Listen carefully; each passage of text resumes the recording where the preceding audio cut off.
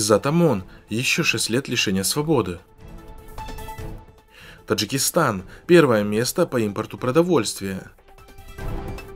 Казахстан – уроки патриотизма в школах. Известный защитник прав трудовых мигрантов Иззат Амон получил еще 6 лет лишения свободы в рамках сфабрикованного уголовного дела о мошенничестве.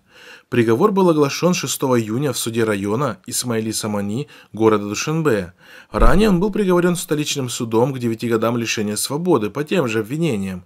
Об этом пишет Азия Плюс. Родственники правозащитника не согласны с обвинением и намерены добиваться отмены приговора. Махмад Юсуф Холов, сын Иззата Амона, заявил журналистам, что готов заплатить истцам в присутствии судьи и прокурора. Но они прочитали приговор и ушли без вопросов, сказал Холов. Судья не стал спрашивать нашего мнения и огласил приговор, добавил он. Ранее Верховный суд Таджикистана отклонил их жалобу.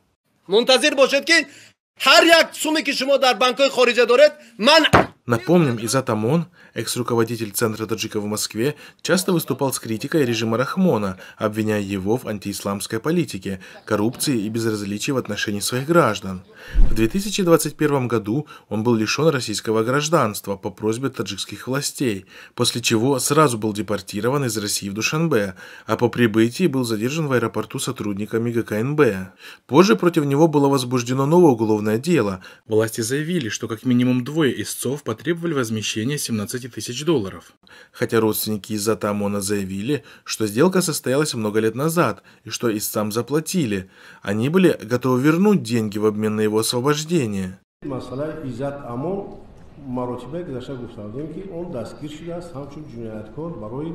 Теперь они говорят, что власти, похоже, не хотят возвращения денег истцам и освобождения Иззата Амона, а просто хотят продлить срок заключения. Выдвинутые обвинения, они не имеют никакой юридической почвы. Данные обвинения... Политологи и правозащитники называют арест и новые обвинения против Иззата Амона политически мотивированными и связанными с его критикой в адрес режима Рахмона.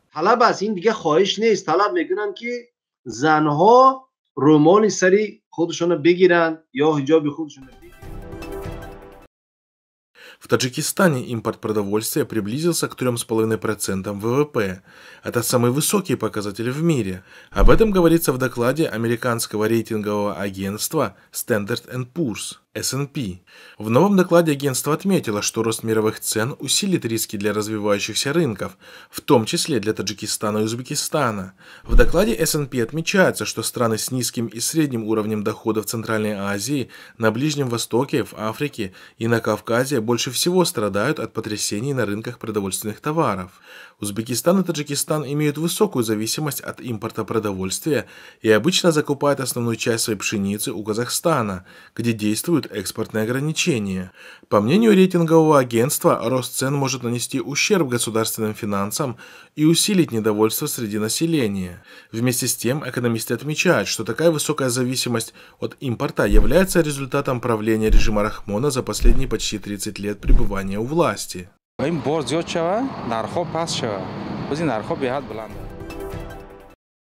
Начиная с 5 класса казахстанские школьники начнут изучать курс «Патриотизм и глобальные компетенции».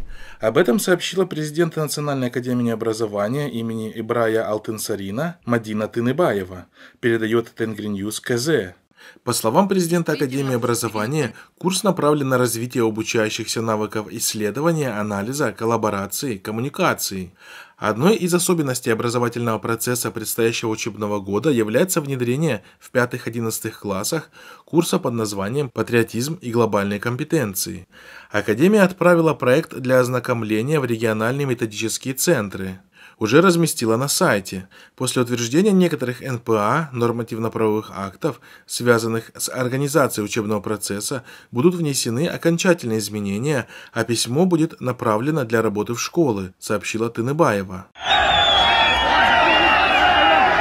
С Следует отметить, что январские события в Казахстане, когда режим Токаева был почти свергнут народом, внесли много корректив во внутреннюю политику Казахстана. После того, как российская военная интервенция спасла режим от народа, властям пришлось принять массу популистских решений. Вместе с тем, власти, по всей видимости, извлекли из прошедшего и другие выводы, в частности, о необходимости увеличить градус государственной пропаганды, в том числе и в школах. Конституционная реформа вызвала широкий отклик в обществе.